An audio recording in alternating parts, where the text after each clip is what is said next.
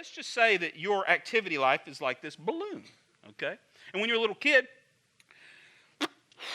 you have a little bit of activity in your life. Being a little kid's awesome, though, because when you get tired, people come in and make you take a nap. How cool is that? I wish they did that at work. Don't you? Like, oh, he's sweepy, kind of thing. Go lay down. If you go up to your boss and say, I'm sweepy, he said, you're firedy. That's what you are. You can get some coffee or you can pack your things, but we don't care that you're sweepy, okay? But when you're a little kid, your activity level's kind of balanced. People like, he played hard, now he needs to nap hard, and they kind of balance it. You go to elementary school and things get a little more difficult. Then you go to high school. High school's where things start to get really difficult. I'm amazed today, can I just say I'm amazed at the amount of homework that is given to high schoolers. I understand, back in my day, we didn't have homework. Then again, none of us graduated, I'll be honest, okay? There's got to be a balance in there somewhere, and I think there's just a lot of homework being piled on, But what happens is kids get taught this, and this is sort of what we get taught, and we latch onto this. Babies need naps. Adults suck it up and do what needs to be done. And we carry that idea with us our whole lives. And we just think if I'm mature, then I should just take whatever's piled on me and just keep piling it. Just keep piling it. So we go to college. Get a crazy roommate or two. Pray that our car holds together. Then we get married. Marriage is awesome, but it makes you busier. Am I right about that? Am I right? Then you get a great idea that you're going to have children. Children make you so busy. If you're a couple and you don't have children, I know you think you're busy.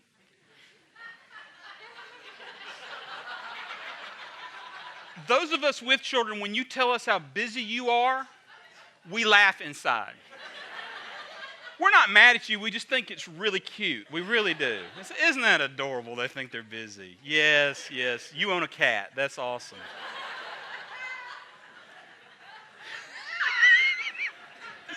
And the reason why we feel that way is that once you have children, you think, we used to think we were busy.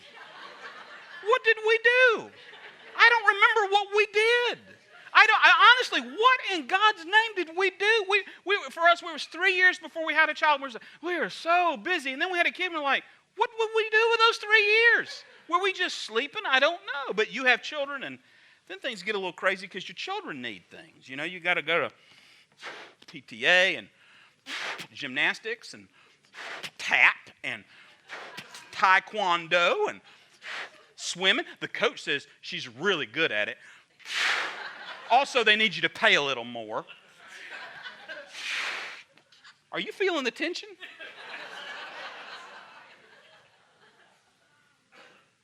How much more can you add? Can you enjoy life when you are absolutely at the breaking point? I mean, can you enjoy life? You know when you're about to explode, don't you? Like someone comes in and they're like, we're out of ketchup, and you're like, for the love of God! And you're like, don't mention ketchup to him. He's got a thing about ketchup. And what they don't understand is not the ketchup. The ketchup is one more, I got to go to Costco. Right? Am I right? And you feel it. And it's weird that you can be so aware of it, but you don't do anything about it. You can be so aware of it. Like, I've done this to people where people have come up to me and I'm like, no, listen, I'm about to explode. You don't want to have this conversation with me right now. You need to go away, because if you have this conversation with me, I'm going to be very non-pastoral here. Isn't it weird that you can tell people, this is how I am right now, and you're a sharp, pointy thing in my life. And this is filled with bile and hatred. You make the call. But if you're really thinking that way, what should be happening is, instead of warning everybody about you, you should be warning you about you. There should be something, warning light should be going off in your head. I'm at my breaking point. I have no margin. I have no margin. Well, what do you got to do? Well, every time you add something, you got to take something off. And you got to, that's the sound of margin.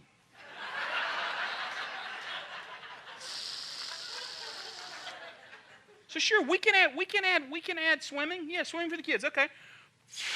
But what are we going to drop? Right? What? Okay, we got to get rid of a kid.